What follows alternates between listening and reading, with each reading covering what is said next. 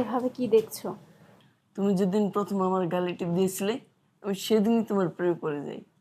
ও, তার মানে এর আগে পড়নি কেন? আসলে আমি ওইভাবে ভেবে দেখিনি। আমি যে সিনিয়র আপুর প্রেমে পড়ে যাব কখনো কল্পনাও করিনি। তা এখন সিনিয়র আপুর সঙ্গে বাসর করবে কি করে?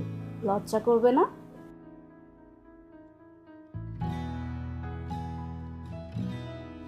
তা তো করছি, সবকিছু কেমন যেন আমার স্বপ্নের মতো লাগতেছে। তাহলে পরীক্ষা করো, স্বপ্ন নাকি বাস্তব। কিভাবে পরীক্ষা করব?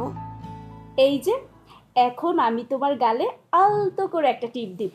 যদি ব্যথা পাও তাহলে মনে করবে বাস্তব, আর যদি ব্যথা না পাও তাহলে মনে করবে স্বপ্ন। তাহলে দাও।